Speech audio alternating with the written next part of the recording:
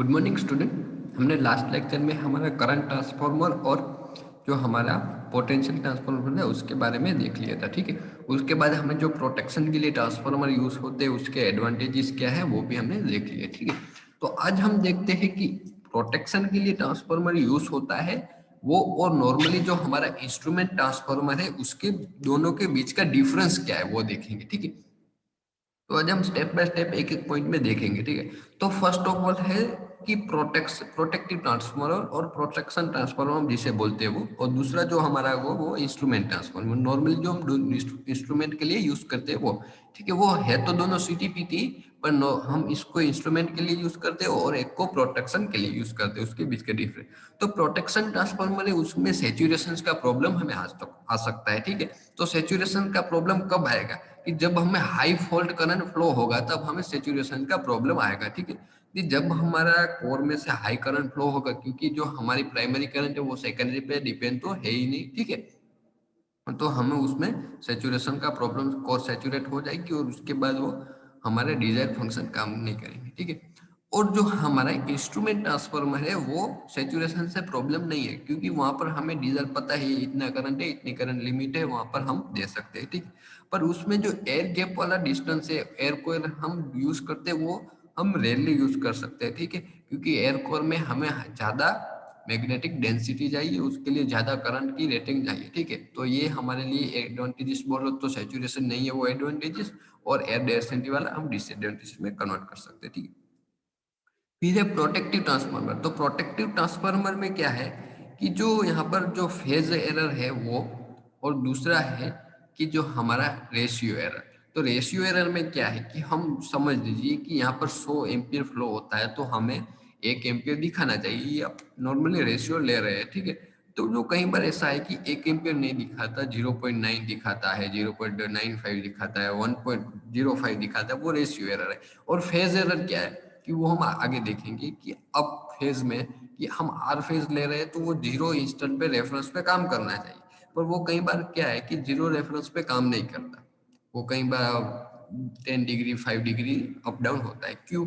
क्योंकि जो हम ट्रांसफार्मर यूज करते हैं तो उसमें इंडक्शन का भाग आ जाता है। ठीक है, और कैपेसिटी सीवीटी यूज करते हैं तो वो कैपेसिटर्स का भाग आ जाता है, इसलिए वो फेज एरर भी दिखाता है। ठीक है, तो इसमें फेज एरर इतनी हमारे पास इम्पोर्टेंट नहीं है कि जितनी हम प्रोटेक्टिव ट्रांसफार्मर, क्योंकि प्रोटेक्टिव ट्रांसफार्मर में हमें करंट ज्यादा इंपॉर्टेंट है, पर जब हम इंस्ट्रूमेंट ट्रांसफार्मर यूज करते हैं तो वहां पर हमें दोनों इंपॉर्टेंट रह जाएगी। ठीक है, और जो प्रोटेक्टिव ट्रांसफार्मर है वो उसके नी रीजन से लेकर हमारे जो एंकल पॉइंट है वहां से जो नी पॉइंट है वहां तक काम कर सकता है। बट जो हम उसको इंस्ट्रूमेंट ट्रांसफार्मर है उसको एंकल पॉइंट पे ही काम करवा सकते हैं। मैं आपको दिखा दूं फिर से एंकल पॉइंट, और लास्ट टाइम में मैं आपने दिखाया था, फिर से दिखाता हूँ कि क्या है एंकल पॉइंट और नी पॉइंट। हम मैग्नेटाइजिंग कैरेक्टरिस्टिक ड्रॉ करते हैं किसी की, तो कुछ इस तरह होती है वो, थोड़ी अप डाउन होगी। ठीक है, तो ये हमारी मैग्नेट, तो यहाँ से जो हमारा लीनियर पार्ट शुरू होता है वो है हमारा एंकल पॉइंट, और ये हमारा होगा नी पॉइंट। ठीक है, तो जो हमें है यहाँ पर से हम डिजाइन करेंगे, इस तरह का हम डिजाइन करेंगे तो हमें ज्यादा आयन मटेरियल उसकी मैग्नेटिक डेंसिटी की जरूरत, पर हम यहाँ पर हमारे नी पॉइंट पर करेंगे तो हमें कम जरूरत पड़ेगी। ठीक है, तो हम उसको ऑप्टिमाइज कर सकते हैं। तो हमारा जो इंस्ट्रूमेंट ट्रांसफार्मर है उसको एंकल पॉइंट पे ही ऑपरेट करवा सकते हैं, क्योंकि इंस्ट्रूमेंट में हमें पता नहीं है कि हम कौन से यूज कर सकते हैं, पर प्रोटेक्शन में हमें पता है कि इतना रेशियो रखना है, तो हम नी पॉइंट पर काम करवा सकते हैं। ठीक है, फिर है कि प्रोटेक्टिव ट्रांसफार्मर है उसका डिजाइन थोड़ा कॉम्प्लिकेटेड है। क्योंकि कॉम्प्लिकेटेड क्यों है कि प्रोटेक्शन को हमें रियल लाइफ में यूज करना है, वहां पर कौन सी स्टैंडर्ड लाइन आती होगी, कौन सी जाती है इनकमिंग, वो सब हमें देखना है, वहां पर माउंटिंग की करना है, तो वो सब हमारे लिए थोड़ा हार्ड है, क्योंकि हम वहां पर परमानेंटली रखते हैं। और इंस्ट्रूमेंट की बात करें तो वो थोड़ा इजी है, क्योंकि इंस्ट्रूमेंट को हम कहीं भी किट की तरह लेके जाके रख सकते हैं, और इंस्ट्रूमेंट की हमें ऑन फील्ड जरूरत नहीं पड़ती। अगर ऑन फील्ड जरूरत पड़ती है तो वो कुछ टेस्टिंग करने के लिए जरूरत पड़ती है। ठीक है, तो ऑफ फील्ड में हम, ऑन फील्ड जरूरत है तो भी हम कोई भी जो एसबीओ है, मतलब जो हमारा कंट्रोल रूम है, वहां पर रख सकते हैं। तो हमें क्या होगा कि वेदर की कंडीशन कम इफेक्ट करती है। ठीक है, तो तो ये भी हमारे एक डिफरेंस में आ जाएगा।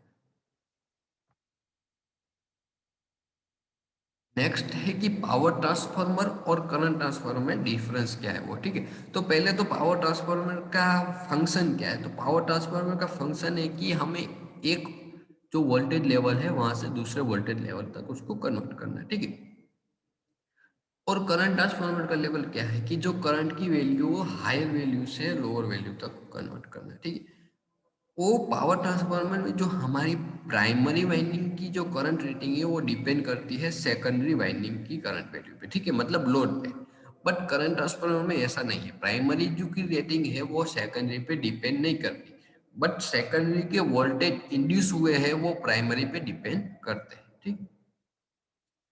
अब देखिए आपके पावर ट्रांसफार्मर को कभी सैचुरेशन रीजन में ऑपरेट होने की जरूरत नहीं पड़ती और वो सैचुरेशन रीजन में जाता ही नहीं। बट करंट ट्रांसफार्मर को सैचुरेशन रीजन के नजदीक ही ऑपरेट होता है और थोड़ा बहुत वोल्ट करंट ऐसे वैसे हो गए तो वो सैचुरेशन हो जाएगा, ठीक है। तो वहां पर हमें एग्जैक्टली जो पॉइंट नी पॉइंट के करीबन उसकी डिजाइन करने की जरूरत पड़ती है। हम देखेंगे कि करंट ट्रांसफार्मर से कौन कौन से स्पेसिफिकेशन है। अगर हम करंट ट्रांसफार्मर लेने चाहते हैं तो हमें क्या क्या स्पेसिफिकेशन देखना पड़ेगा, ठीक है। फिर है कि रेटेड, पहले तो उसमें रेटेड प्राइमरी करंट, तो उसका रेटेड प्राइमरी करंट क्या है, मैक्सिमम वैल्यू क्या है उसकी। Rated secondary current, rated transformer ratio, तो ट्रांसफॉर्मेशन रेशियो क्या है कि जो एक एम्पियर में, अदरवाइज आप समझ लीजिए कि 100 एम्पियर आ रहे हैं, 100 वोल्टेज एम्पियर है उसका प्राइमरी रेट है, तो वो 5 एम्पियर में कन्वर्ट कर रहा है, अदरवाइज 1 एम्पियर में, तो वो ट्रांसफॉर्मेशन रेशियो है। और एक्चुअल ट्रांसफॉर्मेशन रेशियो, तो वो आपने जो डिजाइन किया है वो इतना है, पर एक्चुअल में वो करके दे रहा है उससे थोड़ा बहुत प्लस और माइनस है कुछ, वो भी हमें देखना है। फिर करंट रेशियो एरर, तो रेशियो एरर जो रेटेड और एक्चुअल के बीच में एरर होगी वो करंट रेशियो एरर बोलेंगे हम, ठीक है। फेस डिप्लेसमेंट, तो फेस डिप्लेसमेंट भी कैसा है, क्योंकि कई बार हम कुछ ऐसे क्रिटिकल के जो फॉल्ट है उसको सिमुलेट करते हैं, उसको जो हम आइडेंटिफाई करते हैं, तो फेस भी आपको रखने की जरूरत है। मैं आपको जस्ट एग्जांपल दूं ऐसे क्रिटिकल पॉइंट, तो जहां पर जो हमारे जो हम फ्लैश ओवर बोलते हैं कि जो हमारा कोई इंसुलेटर फ्लैश ओवर हो गया, तो वहां पर जो इंसुलेटर है वो कैपेसिटेंस की तरह काम करता है। तो वहां पर हमें कैपेसिटेंस का करंट जाएगा, वो करंट जा रहा है उसमें कैपेसिटेंस का करंट जाएगा प्लस में, नॉर्मली लोड करंट, तो वहां पर फेज डिप्लेसमेंट हमें मेजर करके दे, ये भी जा रहा है करंट, तो हमें सीटी काम की है, ठीक है। तो फेज डिप्लेसमेंट भी हमें करके देना चाहिए। फिर रेटेड कंटिन्यूस थर्मल करंट, तो हमारा जो रेटेड कंटिन्यूस है करंट कितना वो मेजर कर सकते हैं, उसकी रेटेड प्राइमरी लिमिट तो इतनी है, पर वो 24 घंटे इतना करंट विस्टैंड कर सकता है विदाउट कूलिंग या विथ कूलिंग, कौन सा कूलिंग चाहिए वो भी। फिर बर्डन क्या है, कौन सा बर्डन हम यूज करते हैं, रेजिस्टिव बर्डन है, फिर इंडक्टिव कैपेसिटेंस की वैल्यू कितनी होनी चाहिए, ठीक है।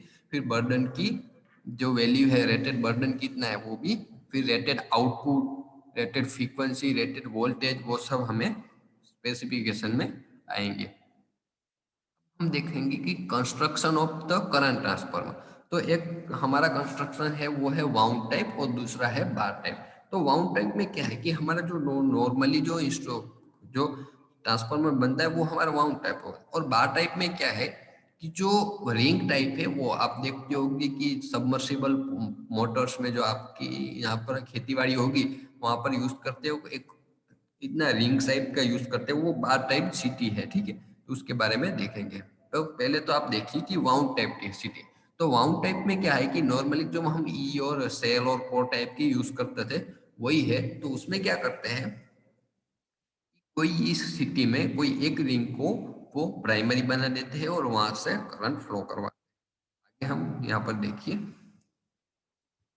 कि मैं स्पॉटलाइट से हाईलाइट करता हूँ, कोई इसको, अदरवाइज इस साइड को प्राइमरी बनाएंगे और इस साइड को, ठीक है। तो उसके भी दूसरी साइड को सेकेंडरी बना के मेजर कर सकते हैं कि जो नॉर्मली हमारा ट्रांसफॉर्मर होता है उस तरफ, ठीक है। तो उसमें भी टाइप है, कोई ओवल टाइप, रेक्टेंगल है, फिर ई टाइप है, हमारा सी टाइप है, कौन सी यूज करते हैं वो, कि जैसे हम कोर टाइप और शेल टाइप में यूज करते थे इस तरह, ठीक है। तो यहाँ पर देखिए कि से हमने किस तरह बनाया है सेकेंडरी वाइंडिंग। ठीक है। तो इस तरह हमने प्राइमरी वाइंडिंग को रखा है और इस तरह हमने सेकेंडरी वाइंडिंग को रखा है।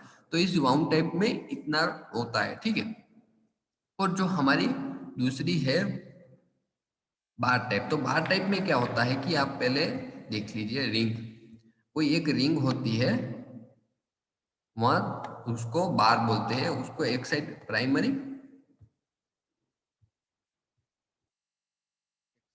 कम वाइंडिंग और दूसरी साइड हमारा सेकेंडरी होगा वो ज्यादा वाइंडिंग का रखते हैं, ठीक है। तो ऐसे मोस्ट ऑफली यूज होते हैं, 95% ऐसे ट्रांसफार्मर यूज होते हैं, और जो हमारे सिटी यूज होते हैं और वाउंड टाइप के वो बहुत ही कम यूज होते हैं। तो आपने देखा होगा सबस्टेशन में इस टाइप के बुशिंग होते हैं, वहां से करंट इस तरह आता है, ये प्रॉपरली सबस्टेशन में यूज होने वाला है, ये यूज होता है। तो उसकी अंदर में अरेंजमेंट उस ऐसी होती है, ठीक है। बट हम सबस्टेशन में यूज करें तो सिर्फ एक ही नहीं होता है, यहाँ पर दूसरी रिंग भी लगाई जाती है, ठीक है। तो ये सिटी हो गया, यहाँ पर दूसरी, यहाँ पर तीसरी, कितने लगभग 3-4 होती है, जो जैसे उसका उपयोग। तो 3-4 क्यों होती है, तो एक होती है प्राइमरी प्रोटेक्शन के लिए, ब्रेकअप प्रोटेक्शन, फिर मेजरमेंट के लिए भी अलग होती है, ठीक है। तो ये इसमें सिर्फ एक ही नहीं है, ठीक है, ये बुशिंग में एक ही नहीं होती है। तो इस तरह यूज होती है। फिर क्या होता है कि आप देख रहे हैं कि ये पूरी की पूरी 2D व्यू में रिंग है, उसके बीच में से हम एक ही वायर को फ्लो करवा रहे हैं, मतलब जो हमारी प्राइमरी होगा उसका टर्न कितना बनेगा, एक ही बनेगा, तो वो हमारा होगा बार टाइप सीटी।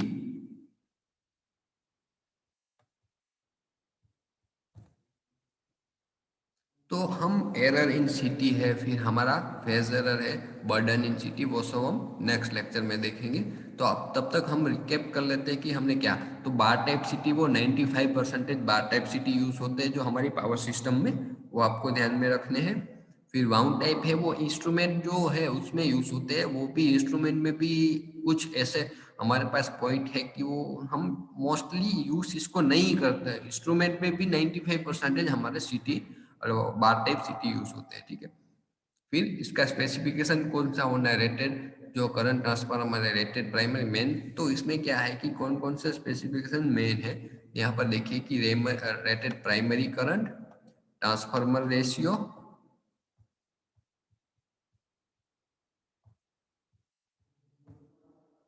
ये हमारा ट्रांसफार्मर रेशियो, फिर current ratio error, phase displacement, burden, फिर ये तो इम्पोर्टेंट ही, मोस्ट इम्पोर्टेंट है, दूसरे जो है वो इम्पोर्टेंट है नहीं है ऐसा नहीं, वो दूसरे इम्पोर्टेंट है और इतने मोस्ट इम्पोर्टेंट है, ठीक है। तो ये आपको ध्यान रखने की जरूरत है, इतना हमने रिकेप किया। तो नेक्स्ट लेक्चर में मिलेंगे, उसके जो हमने लास्ट में एरर कौन सी है और बर्डन कैसे डिफाइन किया जाता है, ठीक है। Thank you student, I hope you enjoy this lecture.